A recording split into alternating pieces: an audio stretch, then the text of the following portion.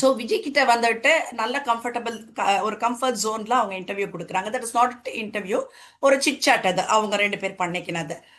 விஜய் வந்துட்டு என்னவோ ரொம்ப பிக் பாஸை கரைச்சி குடிச்ச மாதிரி எல்லாம் இது பண்ணிட்டு இருக்காங்க. பட் ஒண்ணுமே கிடையாது. அவங்க பிக் பாஸ்ல என்ன பண்ணினாங்கன்றது எல்லாருக்குமே தெரிஞ்ச ஒரு விஷயம்தான். பிக் பாஸ்ல ரொம்ப ஷார்ட் பீரியட்ல இருந்தாங்க. அண்ட் பிக் பாஸ்ல வந்துட்டு ஒரே ஒரு டாஸ்க் கொடுத்தாங்க விஜய்க்கு.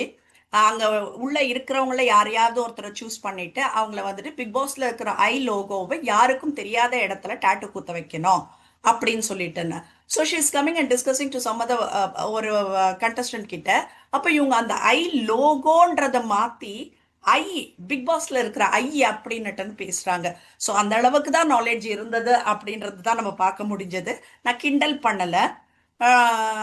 லைக் நாமெல்லாம் ஜீனியஸ்ன்றது நான் சொல்ல வரல. பட் நான் என்ன சொல்றேன்னா, அடுத்தவங்கள பேசுறப்போ வந்துட்டு நாமளும் இப்போ இன்னொருத்தர் உங்களை பேசுவாங்கன்றது தான்.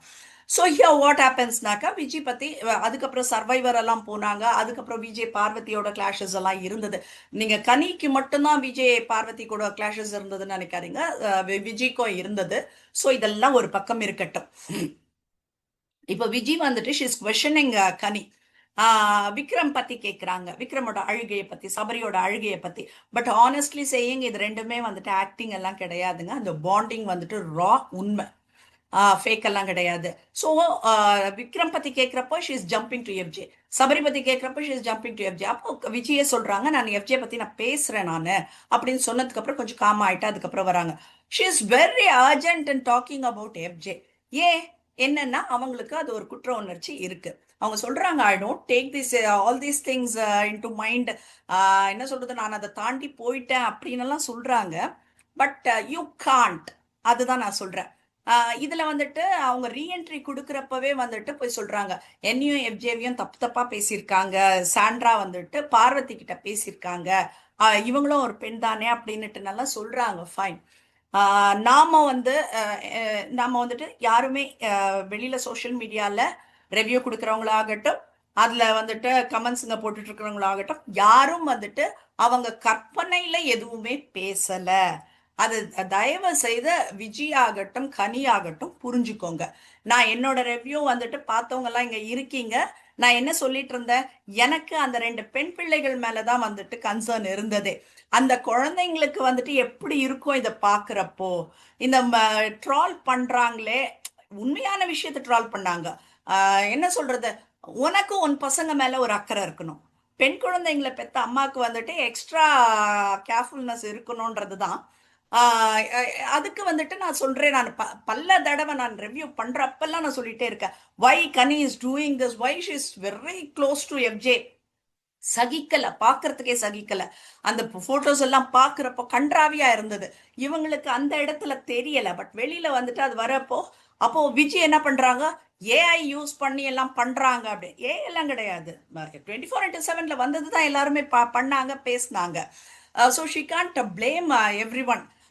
ஏஐல பண்ணாங்க, ஏஐல பண்ணாங்க, அந்த ஏஐ டெக்னாலஜி ஒன்றை வச்சுட்டு இது பண்ணக்கூடாது. நான் என்ன சொல்றேன், ரெண்டு பெண் குழந்தைகள் இருக்கும் போது வந்துட்டு ஒரு தாயா இருக்கும் போது நாமளும் வந்துட்டு கொஞ்சம் ஜாக்கிரதையா. ஏன்னா நம்ம என்ன முகத்தை வச்சு நம்ம அட்வைஸ் பண்ணுவோம் அந்த குழந்தைங்களுக்கு, அது அந்த கன்சர்னை வச்சு அதுவும் ஓகே. பெரிய பெரிய பசங்க நாளைக்கு ஸ்கூலுக்கு போறப்போ ஸ்கூல்ல வந்துட்டு ஃப்ரெண்ட்ஸுங்களா ஆகட்டும், டீச்சர்ஸ் ஆகட்டும், யாராச்சும் ஒருத்தர் என்ன உங்க அம்மா அப்படி பண்றாங்க, அசிங்கமா இல்லையா அப்படின்னுட்டுன்னு சொல்லிட்டாக்கா அந்த குழந்தைங்களுக்கு எவ்வளவு பாதிப்பு இருக்கும். இதெல்லாம் நான் பேசியிருக்கேன் நான். பட் எனக்கு தெரியாது அந்த குழந்தைங்க என்ன மாதிரி தே வென்ட் த்ரூ அப்படின்றதெல்லாம். But when Ghani came out வந்துட்டு கனி ஒரு இதெல்லாம் சொன்னவே சொல்றாங்க, என் பசங்க எல்லாம் அழுதுருக்காங்க அதெல்லாம் பார்த்துட்டு அப்படின்னா. யாரும் ஃப்ரேம் பண்ணவே இல்லை, நீங்க பண்ணதை தான் அங்க வெளியில பேசினாங்க. அது என்ன கூட வந்துட்டு கான்டென்ட் போட்டு பேசினாங்க, அவ்வளவுதான். சோ நான் என்ன சொல்றேன், நம்ம ஜாக்கிரதையா இருக்கணும். அந்த இடத்துல பெண் பிள்ளைகள் இருக்கும் போது நாம ஜாக்கிரதையா இருக்கணும். சுஜாதா ரொம்ப அழகா சொல்லுவாரு, பெண் உரிமை என்பது எதுவரை நட்டன் கேட்கிறப்போ வந்துட்டு சுஜாதா சொல்ற வார்த்தை, நான் always I use to say this, அந்த யார் பெண் உரிமை பத்தி பேசுறாங்களோ அவரின் மகள் வயதுக்கு வரும் வரை அப்படின்றது சொல்லுவாரு. இப்போ ஒரு பொண்ணு சமைஞ்சிட்டாக்க அவ அதுக்கப்புறம் பெண் உரிமை பேச ஆரம்பிச்சா நான் எப்படி அவளை கண்ட்ரோல் பண்றது. இதுதான் வந்துட்டு இது. ஸோ கனி வந்துட்டு எக்ஸ்ட்ரா கேர்ஃபுல்லா இருந்திருக்கணும். த pictures the video which came out எதுவுமே ஏஐ கிடையாது. 24/7 இருந்தது. ரொம்ப ஷாக்கிங்காக இருந்தது. வைஷ் இஸ் லோவிங் அப்படின்னுட்டுன்னு இப்போ சொல்றாங்க. தம்பி ரொம்ப இதாயிட்டா அதாயிட்டேன், என்ன என் பொண்ணு மாதிரி, என் பொண்ணா இருந்தது இது பையனா இருக்கு. 1000 சொல்லுங்க.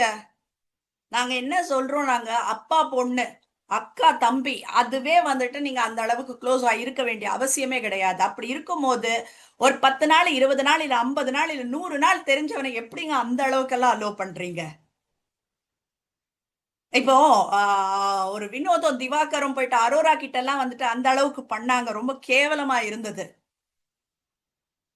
பட் அவங்கள கேளுங்க. இப்போ அந்த என்ன சொல்ற அப்ஜெக்ஷன் பண்றவங்க கிட்ட நாங்க போமாட்டோம்னு சொல்லியிருப்பாங்க. சோ இடம் எங்க கொடுக்குறீங்க நீங்க? நீங்க பையனா நினைச்சு ஏங்க எல்லாம் ஆம்பளை பையன் பெத்தோம் அம்மாங்க எல்லாம் கூட இருக்காங்க. ஆனா வந்துட்டு ஒரு லிமிட்ல தான் எல்லாமே இருக்கும். குழந்தைங்கனாக்கா லுக் அது ஒரு ட்ரம்ப் கார்டு எடுத்துட்டு வராதீங்க தயவு செய்து. நாம எக்ஸ்ட்ரா கேர்ஃபுல்லா இருக்கணுங்க. பெண் குழந்தை இருக்கும் இடத்துல வந்துட்டு ஒரு அம்மா ஒரு தாய் வந்துட்டு எக்ஸ்ட்ரா கேர்ஃபுல்லா இருக்கணும்.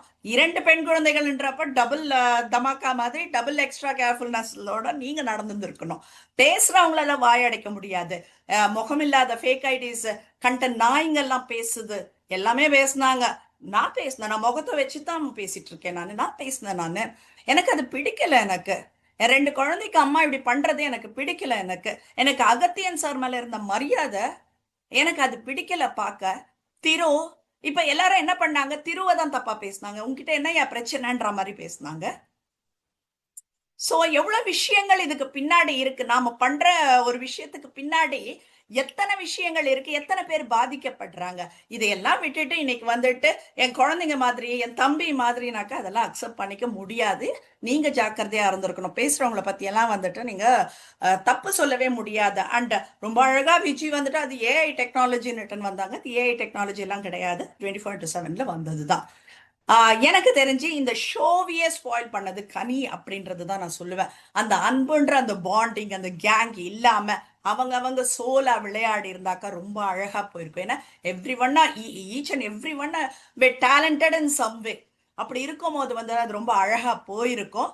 கம்ப்ளீட்டா வந்துட்டு அந்த கேம் ஸ்பாயிலர் அந்த சீசன் ஸ்பாயிலர் நான் கனின்னு தான் நான் சொல்வேன். நான் இப்போ இன்னைக்கு உட்காந்துட்டு நீங்க அக்காவும் தங்கச்சியும் வந்துட்டு ஒரு சிச்சாட் பண்ணீங்க கொண்டீங்கன்னாக்கா நான் என்ன சொல்றது, ஊரை நம்பிடும் அப்படின்றதுக்கு பண்றீங்களான்றது எனக்கு தெரியல. அண்ட் அதர் திங் வந்துட்டு இன்னும் சேனலுக்கு கொடுத்தப்போ வந்துட்டு கனி ஒரு விஷயம் சொல்றாங்க. பாப்பா பாட்டு பாடினது வந்துட்டு அவங்க குழந்தைங்கள வச்சு எல்லாம் கிடையாது அப்படின்னுட்டுன்னு. Okay fine. நான் என்ன சொல்றேன், நான் வந்துட்டு குழந்தைங்கள தான்னுட்டு நான் பேசினேன். ஏன்னா மற்றவங்களுக்கெல்லாம் பாடலை சாண்ட்ராக் பாடினாங்கன்னு. பட் ஷோ முடிஞ்சிடுச்சு, எல்லாம் வெளியில போயாச்சு. அது சும்மா இப்போ உட்காந்து பேசிட்டு இருந்தாக்க வேலைக்கு ஆகாது. இன்னும் நம்ம வந்துட்டு என்ன சொல்றது, அடுத்த இதுக்கு என்ன காந்தி செத்துட்டாரான்னு கேட்குற மாதிரியா போறோம்னுட்டு தோணுது. Let me continue tomorrow. நான் சிக்னல் ப்ராப்பராக பார்த்துட்டு நான் நாளைக்கு பேசுகிறேன். பட் இதுதான் கனியை பற்றி பேசணுன்றது தான் என்னோட இது. தேங்க்யூ. அண்ட் தேங்க்ஸ் அத்தனை பேர் எனக்கு சப்போர்ட் பண்ணதுக்கு. தேங்க்யூ.